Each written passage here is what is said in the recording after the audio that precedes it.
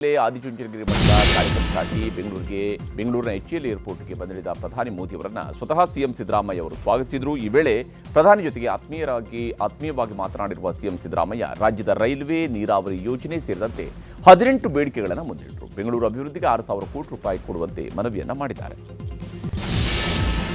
ಮಂಡ್ಯ ಜಿಲ್ಲೆ ನಾಗಮಂಗಲದ ಆದಿಚುಂಚನಗಿರಿ ಮಠಕ್ಕೆ ಭೇಟಿ ನೀಡಿರುವ ಪ್ರಧಾನಮಂತ್ರಿ ಮೋದಿ ಭೈರವೈಕ್ಯ ಮಂದಿರವನ್ನು ಲೋಕಾರ್ಪಣೆ ಮಾಡಿದ್ದಾರೆ. ಬಾಲಗಂಗಾಧರನಾಥ ಸ್ವಾಮೀಜಿಯವರ ಗದ್ದುಗೆ ಸ್ಥಳದಲ್ಲಿ ನಿರ್ಮಿಸಿರುವ ಭವ್ಯ ದೇಗುಲವನ್ನು ಉದ್ಘಾಟಿಸಿ ವಿಶೇಷ ಪೂಜೆಯನ್ನು ಸಲ್ಲಿಸಿದರು.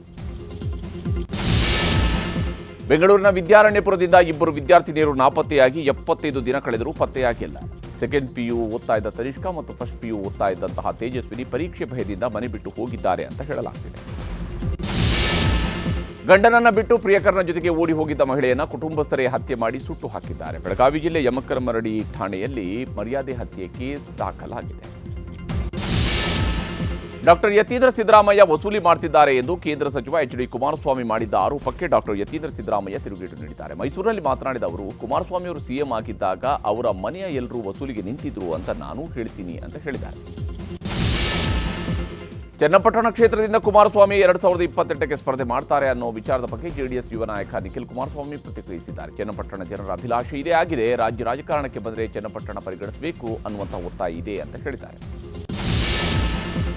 ದಾವಣಗೆರೆಯ ಹರಿಹರ ಪಂಚಮಸಾಲಿ ಪೀಠದ ವಿವಾದದಲ್ಲಿ ಬ್ಲಾಕ್ ಸ್ಕಾರ್ಪಿಯೋ ಕಾರು ಎಂಟ್ರಿ ಕೊಟ್ಟಿದೆ. ಟ್ರಸ್ಟಿ ಚಂದ್ರಶೇಖರ್ ಹಾಗೂ ರಾಣೆಬೆನ್ನೂರು ಮಾಜಿ ಶಾಸಕ ಅರುಣ್ ಕುಮಾರ್ ಪೂಜಾರ್ ಮಧ್ಯೆ ವಾಕ್ಸಮರ ನಡೆದಿದೆ. 1.5 ಕೋಟಿಯ ಬ್ಲಾಕ್ ಸ್ಕಾರ್ಪಿಯೋ ಕಾರನ್ನು 24 ಗಂಟೆಗಳಲ್ಲಿ ವಾಪಸ್ ಕೊಡಿ ಅಂತ ಟ್ರಸ್ಟಿ ಇದ್ರೆ ನನ್ನನ್ನು ನಿಲ್ಲಿಸಿ ಕಾರು ತಗೊಳ್ಳಿ ಅಂದಿದ್ದಾರೆ ಮಾಜಿ ಶಾಸಕರು.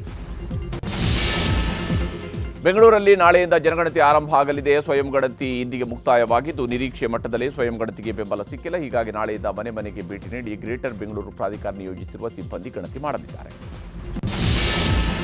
ರಾಜ್ಯದಲ್ಲಿ ಇಂದಿನಿಂದ 5 ದಿನಗಳ ಕಾಲ ಬಿಸಿಗಾಳಿ ಬೀಸಲಿದೆ ಎಂದು ಹವಾಮಾನ ಇಲಾಖೆ ಎಚ್ಚರಿಕೆಯನ್ನು ನೀಡಿದೆ. ಬೀದರ್, ಕಲಬುರಗಿ, ಯಾದಗಿರಿ, ರಾಯಚೂರು, ವಿಜಯಪುರ, ಬಾಗಲಕೋಟೆ, ಕೊಪ್ಪಳ, ಗದಗ, ಧಾರವಾಡ, ಉತ್ತರ ಕನ್ನಡ ಸೇರಿದಂತೆ 12 ಜಿಲ್ಲೆಗಳಿಗೆ ಅಧಿಕ ಬಿಸಿಗಾಳಿ ಬೀಸಲಿದೆ.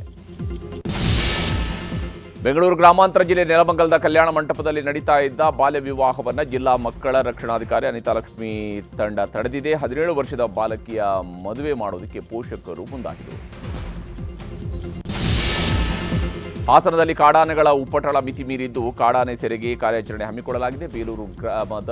ಬೇಲೂರು ತಾಲೂಕಿನ ಕೆರಗೋಡು ಗ್ರಾಮದ ಕಾಫಿ ತೋಟದಿಂದ ಕಾರ್ಯಾಚರಣೆಯ ವೇಳೆ ಒಂಟಿ ಸಲಗವೊಂದು ಚಳ್ಳೆಹಣ್ಣು ತಿನ್ನಿಸಿ ಪರಾರಿಯಾಗಿದೆ.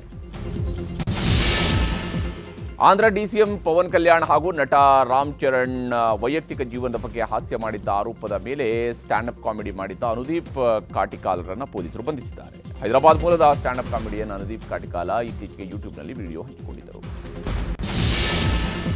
ಜಮ್ಮು ಮತ್ತು ಕಾಶ್ಮೀರ ಮುಖ್ಯಮಂತ್ರಿ ಒಮರ್ ಅಬ್ದುಲ್ಲಾ ತ್ರಿವರ್ಣ ಧ್ವಜದ ಬಣ್ಣವಿದ್ದ ರಿಬ್ಬನ್ ಕಟ್ ಮಾಡಲು ನಿರಾಕರಿಸಿದ್ದು ಭಾರಿ ಬೆಚ್ಚುಗೆಗೆ ಪಾತ್ರರಾಗಿದ್ದಾರೆ. ಭಾರತದ ಧ್ವಜವಿರುವ ರಿಬ್ಬನ್ ಕತ್ತರಿಸುವುದಿಲ್ಲ ಅಂತ ಹೇಳೋದರ ಮೂಲಕ ಆಯೋಜಕರಿಗೆ ರಿಬ್ಬನ್ ತೆರವು ಮಾಡುವಂತೆ ಸೂಚಿಸಿದ್ದಾರೆ.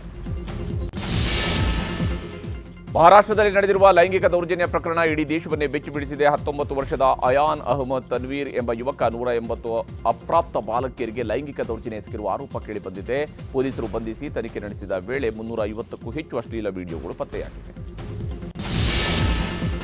ಪಾಕಿಸ್ತಾನ ಸರ್ಕಾರ ಇರಾನ್, ಅಮೆರಿಕ ನಡುವಿನ ಮಧ್ಯಸ್ಥಿಕೆ ಪ್ರಯತ್ನವನ್ನು ಮಾಡ್ತಾ ಇದೆ. ಆದರೆ ಈ ನಡುವೆ ಪಾಕಿಸ್ತಾನ ಸಾಲದ ಸುಳಿಯಲ್ಲಿ ಸಿಲುಕಿದ್ದು ಸಾಲ ತೀರಿಸಲು ಸಾಧ್ಯವಾಗದೆ ಪರದಾಡ್ತಾ ಇದೆ. ಸೌದಿ ಅರೇಬಿಯಾ ಬಳಿ ಪಾಕಿಸ್ತಾನ ಕೈಚಾಚಿದ್ದು $3 ಬಿಲಿಯನ್ ಆರ್ಥಿಕ ನೆರವು ನೀಡೋದಕ್ಕೆ ಸೌದಿ ಅರೇಬಿಯಾ ನಿರ್ಧಾರ ಕೈಗೊಂಡಿದೆ. ಭಾರತ ಕ್ರಿಕೆಟ್ ತಂಡದ ಮುಖ್ಯ ಕೋಚ್ ಗೌತಮ್ ಗಂಭೀರ್ ಪ್ರಸಿದ್ಧ ಸಲಸರ್ ಬಾಲಾಜಿ ದೇವಸ್ಥಾನಕ್ಕೆ ಭೇಟಿ ನೀಡಿದ್ದಾರೆ. ರಾಜಸ್ಥಾನದ ಚುರು ಜಿಲ್ಲೆಯ ಸಲಸರ್ ಬಾಲಾಜಿ ದೇಗುಲದಲ್ಲಿ ವಿಶೇಷ ಪೂಜೆ ಸಲ್ಲಿಸಿದ್ದಾರೆ. ರಾಷ್ಟ್ರೀಯ ತಂಡದ ಮುಂಬರುವ ಕಾರ್ಯಯೋಜನೆಗಳಿಗಾಗಿ ಪ್ರಾರ್ಥನೆ ಸಲ್ಲಿಸಿದ್ದಾರೆ. ಬೆಂಗಳೂರಿನ ಚಿನ್ನಸ್ವಾಮಿ ಸ್ಟೇಡಿಯಂನಲ್ಲಿ RCB ಹಾಗೂ ಲಕ್ನೋ ಸೂಪರ್ ಜೈಂಟ್ಸ್ ನಡುವೆ ಹಣಾಹಣಿ ನಡೀತಾ ಇದ್ದು ಟಾಸ್ ಗೆದ್ದು ಬೌಲಿಂಗ್ ಆಯ್ಕೆ ಮಾಡಿಕೊಂಡಿರುವ RCB ತಂಡ ಲಕ್ನೋ ಮೇಲೆ ಹಿಡಿತ ಸಾಧಿಸಿದೆ. 20 ಓವರ್ಗಳಲ್ಲಿ ಕೇವಲ 146 ರನ್ಗಳಿಗೆ LSG ಆಲ್ಔಟ್ ಆಗಿದ್ದು 147 ರನ್ಗಳ ಟಾರ್ಗೆಟ್ ಅನ್ನು ನೀಡಿದೆ.